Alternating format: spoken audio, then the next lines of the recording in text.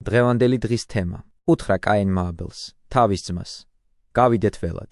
ალბათ გინახავთ უკურნებელი იარა, ზოგჯერ რომ გამიზეზდება და პირს არ იკრავს არც მწვავე, არც დამაამებელი მალამოების მოხმარებით. ასევეა სულიც. რა კი ერთხელ დატყვევდება და ცოდვას მიეცემა, არანაირი შეგონებით არ გამოსწორდება, თუ კი თავად არ ისურვებს საკუთარ სარგებელზე დაფიქრებას. იგი თითქოს და სრულიად დაყრუებული იყოს, არაფერს შეისმენს შეგონებისგან, არა იმიტომ რომ არ შეუძლია, არამედ იმის გამო რომ არ სურს, ისმინოს. თუმცა ადამიანის ნებას მთლად იგივე არ მოსდის, რაც ხორციელ იარებს. ხორციელ ბუნებაში სენი ხშირად მოურჩენელია ხოლმე, მაგრამ ნება ასეთი როდია პირიქით, ხშირად აო ადამიანს შეუძლია, თუ კი მოისურვებს, შეიცვალოს და კეთილი გახდეს, ხოლო კეთილი, თუ კი ფხიზლად არ იქნება, შესაძლოა წახდეს და გაირყვნას. ყოველთაუფალმა ჩვენი ბუნება თავისუფალი შექმნა, თუმცა თავის მხრივ ყველაფერს აკეთებს ჩვენს სარგოდ. კაცთმოყვარე ღმერთმა უწყის, რა იფარება ჩვენი სულის სიღრმეში და აქედან გამომდინარე ჩაგვაგონებს, გვირჩევს და გვაფრთხილებს, სადაა ჩასაფრებული ავის საქმე. იგი არ გვაიძულებს, არამედ მას შემდეგ, რაც შესაბამის კურნება შემოგთავაზებს, მის მოხმარებას ავადმყოფის ნებასურვილს ანდობს. სწორედ ასე იყო კაინთანაც. მას შემდეგ, რაც უფალი ასეთი მზრუნველობით მოეპყრა, დააკვირდი რა სიშლეგემ შეიპყრო იგი. მას ხომ უნდა შეეგნო საკუთარი ცოდვა და მის გამოსწორებაზე ეზრუნა. მაგრამ იგი მემთვრალესავით ძველ სენს ახალ იარებს ურთავს. უარს ამბობს ასე მზრუნველობით შეთავაზებულ წამალზე. პირიქით, არ ახანებს აღასრულოს ჩაფიქრებული მკვლელობა, ეშმაკობით და ცბიერებით შეუდგება საქმეს და პირმოცნეს სიტყვებით აცდუნებს ძმას. ასე ემსგავსება მხედს ბოროტებას დამონებული ადამიანი. რამდენადაც დიდებული და პატივის ღირსია ეს გონიერი არსება თავისი ბუნებით, მით უფრო მაშინ, როდესაც კეთილ საქმეებს ესწრაფვის, იმდენადვე ემსგავსება ხოლმე დაუნდობელ მხედს თავისი სისასტიკით, როდესაც ბოროტებისკენ გადაიხრება მისი გულის თქმა. თუ კი გამხეცდა, ეს სათნო და გონიერი არსება თავისი სისასტიკით ნადირებს ბევრად ამეტებს კიდევაც. ნახოთ რა მოხდა ამჯერად. ნათქვამია. უთხრა კაინმა აბელს, თავის ძმას, გავიდეთ ველად. სიტყვები ძმურია, განზრახვა კი მკვლელის. რას ჩადი, კაინ? განა არ იცი ვის ესაუბრები.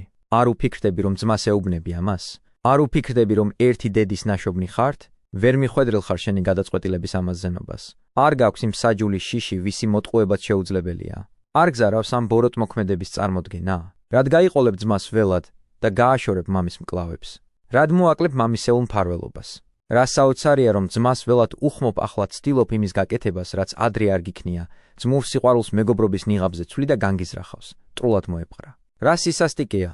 რა დაუნდობლობა? დაუშვათ, გონება დაგბინდვია, არა დაგდებ ძმურ სიყვარულს, თავად ბუნების ხმასაც კი არ უგდებ ყურს. მაგრამ რა დახსდექი მის წინააღმდეგ, ვისაც არაფრით შეურაცხუყვი ხარ? ან მშობლებმა რა დაგიშავეს, რატომ გსურს, ასე დაამწუხრო ისინი? რად გინდა ამ საზარელი საქმის პირველი ჩამდენი იყო, პირველმა უჩვენო მათ მოძალადეობრივი სიკვდილი. ამით უხდი მადლობას აღზრდისა და ზრუნვისთვის? რა დემონურმა ცდუნებამ აღგზრა ამ საქმისთვის? განა შეგიძლია თქვა, რომ ყოველთა მეუფის კეთილგანწყობამ აბელი გაამპარტავნა შენ წინაშე? ხომ, უფალმა იმ მიზნით, რომ შენთვის ეს მომაკვდინებელი განზრახვა აერიდებინა, ძმა დაგიქვემდება რა, შენ გაგაბატონა მასზე და თქვა, შენკენ მობრუნდება იგი და შენ იბატონებ მასზე. მართლაც, ეს სიტყვები უნდა გავიგოთ, როგორც ძმის დამორჩილება კაინისთვის. ზოგი კი ამბობს, რომ ღმერთმა ეს კაინის მიერ შეწირული მსხვერპლის შესახებ თქვა, შენკენ მობრუნდება იგი, ანუ ძღვენი, და შენ იბატონებ მასზე, ანუ თავად მოიხმარ მას. ამგვარად, მე შემოგთავაზეთ ორივენაირი განმარტება და თქვენი კეთილგონიერებისთვის მომინდვია, აირჩიოთ, რომელიც თქვენთვის უფრო მისაღები იქნება. მე კი ვთვლი, რომ ეს ძმაზეა ნათქვამი. და როცა ველად იყვნენ, დაეცა კაინი აბელს, თავის ძმას, და მოკლა. საზარელი საქციელია, მომაკვდინებელი სითავხედე, ამაზრზენი ქმედება, შეუწყნარებელი ცოდვა, მხეცური სულის ჩანაფიქრი. დაეცა კაინი აბელს, თავის ძმას, და მოკლაო, ნათქვამია. ო ბილწო ხელო, ო საწყალობელო მარჯვენაო. თუმცა ხელს კი არ უნდა უწოდებდეთ ბილწა და საწყალობელს, არამედ განზრახვას, რომელმაც სხეულის ეს ნაწილი მოიხმარა. ამიტომაც ეს ვთქვათ, ო უტიფარო ბილწო და საწყალობელო გულის თქმაო. და რაც არ უნდა ვთქვათ, ბოლომდე ვერ გამოვხატავთ ყველაფერს, რასაც იგი იმსახურებს. ვით არ გაუქვავდა ხელი, ვით შეძლო, ხმალი აღემართა და ეძგერებინა? ვით არ დატოვა მანამდე მისმა სულმა სხეული? ვით შეძლო მისმა სულმა ამ უკანონობის ჩადენა? როგორ არ დაუფიქრდა ბუნების კანონებს? სანამ იმოქმედებდა, რად არ დაფიქრდა, მის ქმედებას როგორი ბოლო ექნებოდა? როგორ შეძლო მკვლელობის ჩამდენს, ეც კი რა მიწაზე დაგდებული მოცახცახე ძმის სხეულისთვის? ვით შეძლო ეხილა ძირს დანარცხებული გვამი და ამ სახილველს ყველა სასიცოცხლო ძალისგან არ დაეცალა იგი? თუ კი ჩვენ ამდენი წლის მერეც, ვინც თითქმის ყოველდღე ვხედავთ მიცვალებულს, თუნდაც ბუნებრივი სიკვდილით გარდაცვლილს, უნდაც სულაც არა ახლობელ ადამიანს მაინც ვწუხრდებით და მტერიც რომ იყოს მიცვალებული, მტრობას ვივიწყებთ, მით უფრო უნდა შემდგარიყო კაენი და სულიც გაეფრთხო, როდესაც ნახა, რომ იგი, ვისაც სულ ცოტა ხნის წინ ესაუბრებოდა, მისი ძმა, მისივე დედისა და მამისაგან გაჩენილი, მასთან ერთმუცლად მყოფი და ღვთისგან სათნო ყოფილი, ახლა უსულოდ და უძრავად წევს და თრთის, მიწაზე დაგდებული. მაგრამ ვნახოთ, ამ უღმერთო საქციელის და ამგვარი მიუტევებელი დანაშაულის შემდეგაც რა მობიერებას და კაცმოყვარებას გამოავლენს ყოველთა ღმერთი. უთხრა უფალმა ღმერთმა კაინს. რაოდენ გულმოწყალებას მიანიშნებს უკვე მხოლოდ ის, რომ მან საუბრის ღირსი გახადა ამგვარი დანაშაულის ჩამდენი. თუკი ჩვენ ხშირად არად ვაგდებთ ჩვენსავე მსგავს ადამიანებს, ვისაც ამგვარი დანაშაული ჩაუდენიათ, მით უფრო სამართლიანი იქნება, გვიკვირდეს ღვთის გულმოწყალება, ვინც ესოდენ შემწყნარებელია. იგი მკურნალი და მოყვარული მამაა. როგორც მკურნალი, იგი ყველანაირ ღონეს და საშუალებას მოიხმარს, რათა სასტიკი სენით შეპყრობილ სიჯანსაღე დაუბრუნოს. ხოლო ვით მოყვარული მამა, იგი ლამობს, მამობრივი სიყვარულის ძალით უწინდებულ სიკეთეში დააბრუნოს შვილები, ვისაც უდიერობით კეთილშობილება დაუკარგავთ. რა კი მისი გულმოწყალება უკიდეგანოა, მას სურს, ასეთი უკანონობის გამბედავსაც კი კაცთმოყულად მოეპყრას და ეუბნება. სად არის შენი ძმა აბელი? ხედავთ ღვთის გულმოწყალების დიდებულებასა და უკიდეგანობას? ეკითხება არა იმიტომ რომ არ იცის. არა, იგი კაინსაც ისე ეპყრობა, როგორც მის მამას მოეპყრა და ჩვენ არაფერი გვიშლის ხელს ისევ ვისაუბროთ ამაზე. მართლაც როგორც საკუთარი სიშიშვლით სირცხვილმოგრილ ადამიანს კითხავდა ღმერთი. სადო? არა იმიტომ რომ არ იცოდა სად იყო იგი, არამედ იმიტომ რომ მისი გამხნევება სურდა, მას აღსარების გზით ჩამოებანა ჩადენილი ცოდვა, ასევე ახლა კაინს ეკითხება. სად არის შენი ძმა აბელი? კაცთმოყვარე უფალი უცოდინრობის სახეს ირგებს, რათა დანაშაულის ჩამდენი ამ შეკითხვით ცოდვის აღსარებისთვის წააქეზოს, რათა დამნაშავეს შეეძლოს, გარკვეული პატიება მიიღოს და უფლის კაცთმოყვარება იხმიოს. სად არის შენი ძმა აბელი? ხოლო რას ჩადის იგი, უგნური, უგრძნობელი, კერპი და ურცხვი? ხომ და ეფიქრა რომ ღმერთი ეკითხება არა უცოდინრობით, არამედ იმისათვის რომ მისგან აღსარება მოისმინოს, ჩვენ კი შეგვაგონოს, საქმის განხილვამდე განაჩენი არ გამოუტანოთ ხოლმე ჩვენს ძმებს. უნდა დაფიქრებულიყო ღმერთის მზრუნველობაზე თუ როგორ სურდა მას მკვლელი შეკავება და მისი სულის განზრახვის მცოდნე ვით ლამობდა, საუბრით გუნება ეცვალა მისთვის. ამ ყველაფერზე უნდა დაფიქრებულიყო და მოეთოკა თავისი სიშლეგე, მოეთხრო რაც მოხდა, წყლული ეჩვენებინა მკურნალისთვის და მისგან წამალიც მიეღო. ის კი უფრო აღრმავებს იარას, წყლულს იმიზეზებს. ნათქვამია, მიუგო, არ ვიცი. შეხე, რა ურცხვი პასუხია? ადამიანს ხომ არ ელაპარაკები, ვისი მოტყუებაც შესაძლებელია. თუ ვერ გაგიგია, საბრალობ და უბადრუკო, ვინ გესაუბრება? ვერ გაგიგია რომ თავისი დიდი გულმოწყალების გამო კითხავს, სურს, საბაბი მისცე კაცთმოყვარების გამოსავლენად? რომ მას შემდეგ, რაც შენს გასამართლებლად თავის მხრიდან ძალა არ დაიშურა, შენ უკვე ნამდვილად აღარანაირად აღარ იმსახურებ პატიებას, რადგანაც საკუთარი თავი დასაჯელად თვითვე გაწირე. მიუგო, არ ვიცი. ჩემი ძმის მცველი ხომ არ ვარ? დააკვირდი როგორ ამ ხელს სინდისი კაენი, ასე ვთქვათ, სინდისის იძულებით არ კმარობს თქვას არ ვიციო, არამედ დაურთავს. ჩემი ძმის მცველი ხომ არ ვარ? ლამისაა, პირდაპირ იმხილოს თავი. ყველაფერი ბუნებრივი რიგით და ბუნების კანონების შესაბამისად რომ გეკეთებინა, მაშინ კიდევაც უნდა სდგომოდი. დარაჯად ძმის ბედნიერებას, რადგანაც ბუნება ამას ჩაგაგონებდა ერთი დედის გაჩენილები დარაჯებად უნდა ყოლოდნენ ერთურს. ხოლო შენ თუ არ მოისურვე ეს და უარი თქვი, ძმის მცველი ყოფილიყავი. მკვლელად მაინც რატომღა გახდი? რად მოკალი იგი, ვისაც არაფრით შეურაცხოყვი ხარ და ისიც კი გეგონა, თითქოს და ვერავინ გამხელდა? მაგრამ დაიცა, ნახავ რომ თავად მოკლული იქნება შენი მამხილებელი. უსულოდ მდებარე ხმამაღლა დაგდებს ბრალს შენ, ცოცხალსა და მიწაზე მოარულს. უთხრა ღმერთმა, ეს რა ჩაიდინე? ეს სიტყვებიც მრავალმნიშვნელოვანია. რატომ ჰქენი ესო? ეკითხება. რად ჩაიდინე ეს უხდო საქმე, ეს ამაზრზენის საქციელი, მიუტევებელი დანაშაული, აუხსნელი უგუნურება, ახალი და ჯერ არ ნახული მკვლელობა, ის რამაც პირველად შენი ხელით შეაბიჯა კაცობრიობის ცხოვრებაში? რად ჩაიდინე ეს უდიდესი და შემზარავი ცოდვა, რომელზე უმძიმესი სხვა აღარაა ცოდვათა შორის? შენი ძმის სისხლის ხმა მიწიდან შემომღაღადებს. განა ადამიანი ვარ, ვისაც მხოლოდ ბაგით გამოთქმული ხმა ჩაესმის? ღმერთი ვარ და მისიც მესმის, ვინც მიწაზე უსულოდ მწოლი სისხლის ხმით შემომღაღადებს. აი, რა შორს წვდება ამ სისხლის ხმა? მიწიდან ზეცაში ადის, მეცხრე ცასა და უმაღლეს ძალებს გასცდება, თავად მეუფის ტახტს აღწევს და ჩივის შენი მკვლელობის გამო ამ ხელს უღირს საქმეს. შენი ძმის სისხლის ხმა მიწიდან შემომღაღადებს. განა უცხოს და გარეგანს ჩაეცი ლახვარი? არა ღვიძლ ძმას, ვისაც შენთვის არაფრით უწყენინებია. ან იქნებ ჩემმა კეთილგანწყობა მოსწია მას ეს მკვლელობა, იქნებ შენ, რა კი ჩემ წინააღმდეგ აღძვრის ძალა არ ქონდა, მასზე გადმოანთხრიე შენი დაუოკებელი მრისხანება?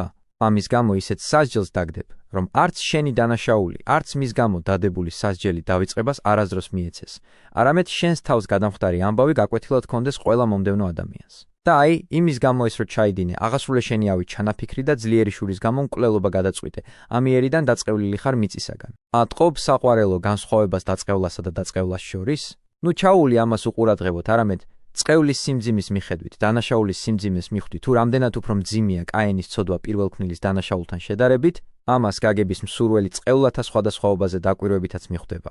ადამს ღმერთმა უთხრა: მიწა დაიწყევლოს შენ გამო და წყევლა მიწას დაატეხა, რითაც სწორედ რომ ადამიანზე იზრუნა. აქ კი, რა კი კაენის საქმე დამღუპელია, გაუგონარია მისი სითავხედე და მიუტევებელია დანაშაული. ამიტომ წყევლა თავად მის ჩამდენს ატყდება თავს. დაწყევლილი ხარ მიწისაგანო, ეუბნება. კაენი თითქმის ისევე მოიქცა, როგორც გველი, ეშმასეული ჩანაფიქრის იარაღი. როგორც მან ტყუილის მეშვეობით ქვეყნად სიკვდილი შემოიყვანა, ასევე კაენმა ძმა აცდუნა, ველად გაიყვანა, იარაღი იპყრა მის წინააღმდეგ და მკვლელობა ჩაიდინა. ამიტომ როგორც გველს უთხრა უფალმა: წყეული მციყავ ყველა პირუტყს შორის, ყველა გარეულ ცხოველს შორისო, იგივე განუწესა ამასაც, რადგან კაენიც გველის მსგავსად მოიქცა. ეშმან კი აღიძრა შურისა და სიავის გამო, ვერ გაუძლო იმენი თუთქმელი წყალობის ცქერას, რაც ადამიანს თავიდანვე მიეცა. ამ შურის გამო მოატყუა პირველ ქმნილები და ამით სიკვდილი შემოიყვანა ქვეყნად. ასევე კაენმაც, ვინც დაინახა, რომ ღმერთი მოწყალედ მოეპყრა მის ძმას, შურისგან მკვლელობა ჩაიდინა. ამიტომაც ეუბნება უფალი: ამიერიდან დაწყევლილი ხარ მიწისაგან. ანუ თავად იმ მიწისგან დაიწყევლები, რომელმაც გახსნა პირი, რათა მიეღო შენი ძმის სისხლი შენი ხელიდან. დაგწყევლის თავად ის მიწა, რომელიც წითლად შეიღება, ასე ავაზაკურად, ასე უღირსი ხელის მიერ დაღვრილი სისხლით. შემდეგ წმინდა წერილი უფრო ცხადად განსაზღვრავს წყევლის სახეს და ამბობს: დაამუშავებ მიწას, მაგრამ აღარ მოგცემს იგი თავის ძალას. მძიმე სასჯელია დიდია ღვთისმრისხანებით დადებული ტვირთი. იშრომებო, ეუბნება ყველა ღონესი ხმარ იმ მიწის დასამუშავებლად, რომელიც შენგან დაღვრილი სისხლით არის გაჟღენთილი, მაგრამ ვერ მიიღებ შენი დიდი შრომის ნაყოფს. რაც არ უნდა ეცადო, ყველაფერი ფუჭი იქნება და ამითაც არ ამოიწურება შენი სასჯელი, არამედ გაჭირვებით და შიშით იცხოვრებ ქვეყნად. აი, კიდევ უდიდესი სასჯელი განუწყვეტელი კვნესა და ცახცახი, რა კი შენ ბოროტად გამოიყენე ხორციელი ძალა და სხეულის ასოთა სიმტკიცე, ამის გამო მუდმივ კვნესასა და კანკალს მოგისჯი, რათა არა მხოლოდ თავად გახსოვდეს და მარად გაკვეთილად გქონდეს საკუთარი უკანონო საქციელი, არამედ ყველა, ვინც კი გიხილავს, თუნდაც მხოლოდ შენი ნახვით, ვით მჭექარე რამხმით, შეიგონებდეს და ვერ ბედავდეს შენი საქმის მსგავსი საქმის ჩადენას, რათა შენთვის განსაზღვრული სასჯელი სხვებს მოძღვრავდეს, არ შეღებონ მიწა ასეთი სისხლით. სწრაფ სიკვდილსაც იმიტომაც არ მოგისჯი, რომ შენი საქციელი დავიწყებას არ მიეცეს. გაიძულებ გაჭირვებულ სიცოცხლეს, რაც სიკვდილზე უარესი იქნება, რათა საკუთარი ტყავით შეიგრძნო, რამძიმე დანაშაული ჩაიდინე. და უთხრა კაენმა უფალს: ჩემი ცოდვა უფრო დიდია, ვიდრე მომეტევება მე. ბევრი და სული სახსნელად სარგორამ შეიძლება აქედან შევიტყოთ, თუ კი ვისურვებთ, ყურადღებით ჩაუკვირდეთ ამ სიტყვებს. და უთხრა კაენმა უფალს: ჩემი ცოდვა უფრო დიდია, ვიდრე მომეტევება მე. აი, სრული აღიარებაა, ამბობს იმხელაა ჩემი ერთ ჩადენილი ცოდვა, რომ პატიების მიღება არ შემიძლიაო. აიო, იტყვის მავანი აღასარა მან ცოდვა და თანაც ძალიანად ზუსტადო. მაგრამ საყვარელო, ეს უკვე აღარაფერს არ გებს მას, რადგანაც აღსარება დროული არ ყოფილა. ეს თავის დროზე უნდა ჩაედინა, როდესაც შესაძლო იყო მსაჯულისათვის გული მოელბო. გაიხსენეთ, რას გეუბნებოდით ცოტა ხნის წინ. იმ საშინელ დღეს და იმ პირუთვნელ სამჯავროზე ყოველი ჩვენგანი აღიარებს თავის ცოდვებს, როცა თვალწინ ექნება საზარელი სასჯელები და გარდაუვალი სატანჯველი. მაგრამ ეს უკვე არასარგებს, რა კი მონანიების დრო უკვე გარდასული იქნება. მონანიება მაშინ არის მონანიება და წარმოუდგენელი ძალაც გააჩნია, როდესაც სასჯელი ჯერ არ განსაზღვრულა. ამიტომაც გევედრებით, მოიხმარეთ ეს უებარი წამალი, სანამ მას ამ ქვეყნად კურნების ძალა გააჩნია. მივიღოთ მონანიების კურნება, სანამ ცხოვრობ ჩვენ ხომ ვიცით, რომ მონანიება აღარას გვარგებს მაშინ, როდესაც სანახაობა დასრულდება და გმირობათა დრო ჩაივლის. მაგრამ დაუბრუნდეთ ჩვენს თემას. როგორც კი ღმერთმა ჰკითხა, სად არის შენი ძმა აბელიო, კაენს მაშინვე უნდა აღიარებინა თავისი დანაშაული, დაცემულიყო უფლის წინაშე, პატიებას შევედრებოდა. მაგრამ მან უარი თქვა კურნებაზე, ახლა კი უკვე განაჩენის გამოტანის მერე, როდესაც უკვე ყველაფერი დასრულებულია, როდესაც უსულოდ მწოლარე ძმის სისხლმა ხმამაღლა ამხილა მკვლელი, იგი გამოტყდება და ამით უკვე არანაირ სარგებელს აღარ იღებს. წინასწარმეტყველმაც ხომ გვითხრა, პირველი მართალია დავაში. კაენსაც რომ უფრო ადრე ეღიარებინა დანაშაული, მანამდე, სანამ ღმერთი ამხელდა მას, იქნებ უფლის უზომო გულმოწყალების გამო სასჯელით შემსუბუქებოდა. არ არსებობს ისეთი ცოდვა, რაც არ უნდა დიდი იყოს იგი ღმერთის კაცთმოყვარებას, რომ დაამარცხებდა თუ კი დროულად მოვინანიებ და შენდობას ვითხოვთ. და უთხრა კაენმა უფალს: ჩემი ცოდვა უფრო დიდია, ვიდრე მომეტევება მე. საკმარისად სრული აღიარებაა, მაგრამ ნაგვიანევი. თუ გამდევნი მე დღეს მიწის პირიდან და შენს პირს მივეფარები, ვიქნები შევიწროებული და შეძრწუნებული ქვეყანაზე. და ყოველი ჩემი მპოვნელი მომკლავს მე. ისმინე, რა გულისმომწყვლელი სიტყვებია, მაგრამ უადგილოდ და დაგვიანებითაა თქმული და უფლის წინაშე არანაირი ძალა არ გააჩნიათ. და უთხრა: თუ გამდევნი მე დღეს მიწის პირიდან და შენს პირს მივეფარები, ვიქნები შევიწროებული და შეძრწუნებული ქვეყანაზე. და ყოველი ჩემი მპოვნელი მომკლავს მე. ეუბნება თუ კი შენ მიწისგან წყეული მყავი, თუ კი თავად იქციე ჩემგან პირი და იმგვარი სასჯელი დამდე, რომ მუდმივად უნდა ვიკვნესო და ვიცახცახო, მაშ რაღაც დაუშლის ნებისმიერს მომკლას მე, ამგვარ ვაებაში მყოფი, შენს კურთხევას მოკლებული. ვინც არ უნდა ისურვოს ჩემი მოკლა, მე დაუცველი ვიქნები მის წინაშე, რადგანაც არც თავად შემიძლია თავი დავიცვა დასუსტებული, მოცახცახე სხეულით.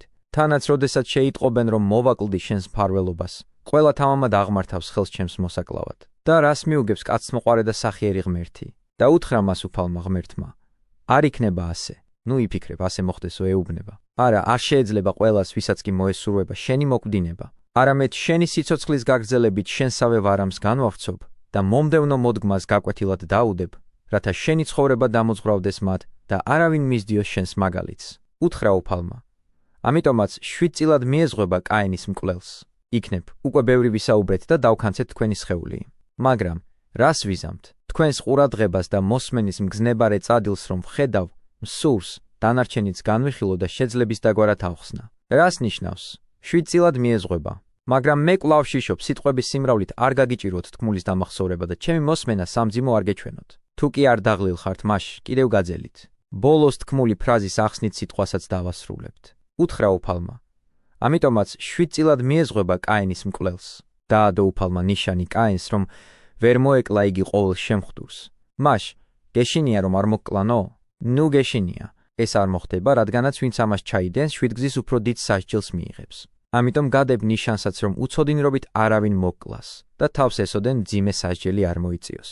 მაგრამ საჭიროა უფრო ცხადად გიჩვენოთ, კაინის მკვლელი რა გზით მიიღებდა 7 გზის მეტ სასჯელს. გთხოვთ ყურადღებით ისმინოთ. როგორც წინა დღეებშიც არაერთხელ გეუბნებოდით. თუ კი ახლა, როდესაც მარხვის დრო გვიდგას, როდესაც ასეთი სიწყნარით გამსხრებით და თავისუფლები ვართ ჩვენი გონების ამამღვრეველის რახვებისგან, თუ კი ახლა არ განვიხილეთ გულდაგულ საღვთო წერილი სიტყვები, მაშ სხვა რა დროს შევძლებთ ამის შეტყობას. ამგვარად, გირჩევთ, გთხოვთ და გევედრებით, ლამის მუხლს გეხვევით დაძაბული გონებით ვისმინოთ აქ თქმული, რათა შინა კეთილშობილი პატიოსანი შენაძენით დაუბრუნდეთ. მაშ, რას ნიშნავს 7 წილად მიეზღვება? ჯერ ერთი რიცხვი 7 საღვთო წერილში მრავლის მნიშვნელობით მოიხმარება და ამის მაგალითს ბევრგან ვნახავთ, მაგალითად. უნაყოფომ 7 შვილის შუადამს გავსნი. აქ კი მიგვანიშნებს ცოდვის სიმძიმეზე, იმაზე რომ კაინმა ჩაიდინა არაერთი ცოდვა, არამედ 7 და ყოველი ცოდვისთვის დიდი სასჯელი უნდა დაკისრებოდა. როგორ ჩამოვთვალოთ ისინი? დავთვალოთ. პირველი ცოდვა ის იყო, რომ შური გაუჩნდა ძმის მიმართ ღმერთის კეთილგანწყობის გამო.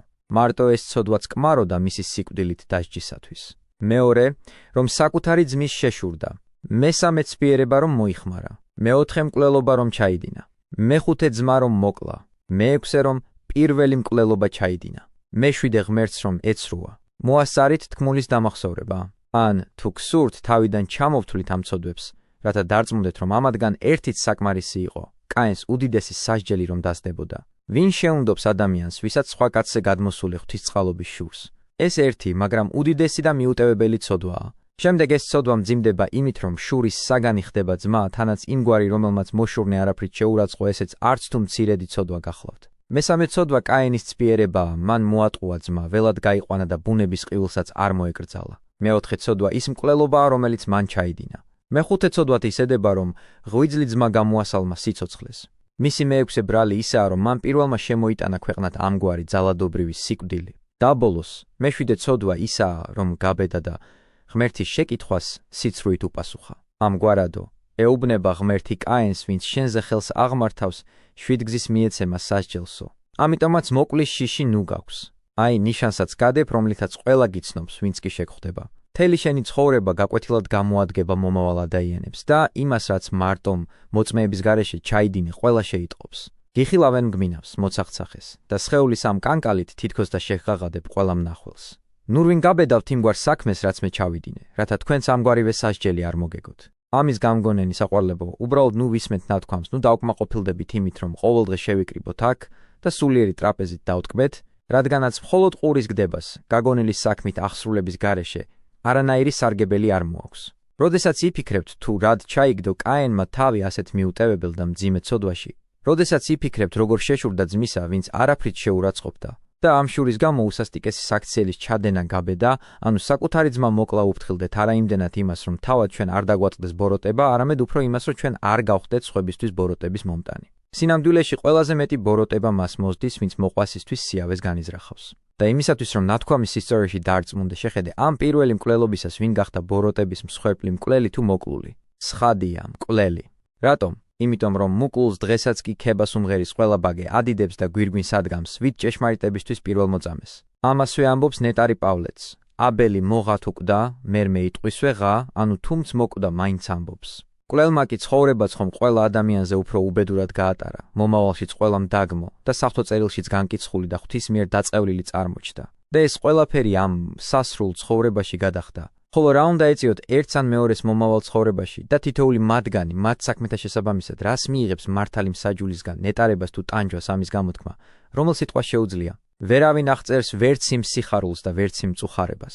ერთს ზეციური სასუფეველი და სამარადჯამო სავანე მიიღებს. პატრიარქთა, წინასწარმეტყველთა და მოციქულთა სახეებს ჭვრეთს.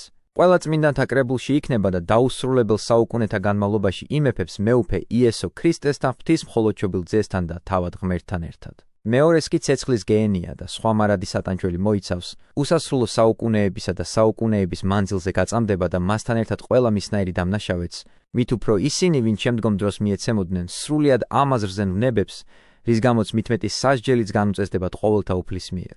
ისმინე რას ამბობს ნეტარი პავლე. რომელთა იგი უსჯულოდ შესწოდეს, უსჯულოდსა წარწმდნენ, ანუ უფრო მსუბუქი სასჯელი განუწესდებათ, რადგანაც სჯულით არ ჰქონდათ მიღებული არც მხილება, არც მუქარა, არც მონანიება. რომელთა სჯულსა შინა შესწოდეს, სჯულითაცა ისაჯენ. ანუ ისინი, ვისაც რჯული შეაგონებს და მაინც ურჯულებივით იქცევიან, უმძიმეს და გაუგონარ სასჯელს მიიღებენ. და სრულიად სამართლიანადაც, რადგანაც არც რჯულმა, არც სხვათა მაგალითმა არ აქცია ისინი უფრო კეთილგონიერად და მოკრძალებულად. ამიტომ გევედრებით, ამიერიდან მაინც შევიგონოთ სხვათაგან მოცემული მაგალითები და ჩვენი ცხოვრება ღვთის მორჩილებითა და მისი კანონების დაცვით გავლიოთ. დაე, ნურც შური, ნურც სიძულვილი, ნურც ხორციელი სიყვარული, ნურც ამა სოფლის დიდებისა და ძალაუფლების სიყვარული, ნურც ნაყროვანება, ნურც რომელიმე სხვა ბილწივნება, ნუ შებოჭავს ჩვენ სულიერ მისწრაფებებს. არამედ განვიწმინდოთ ხანმოკლე განცხრომის ყოველგვარი ბიწისგან, მივატოვოთ ყველა სამარცხვინო და მდაბალი ვნება, ვისწრაფოთ იმ ნეტარი ცხოვრებისა და იმ გამოუთქმელი სიკეთეებისკენ, რომელიც უფალმა განუმზადა მის მოყვარეებს და რომელსაც დე ვეღირსოთ მადლითა და კაცთმოყვარეობითა უფლისა ჩვენისა იესო ქრისტესითა, რომელსაც მამისა და სულისა წმინდისა თანაშვენის პატივი, ძალი და დიდება, აწ და მარადის და უკუნითი უკუნისამდე. ამინ.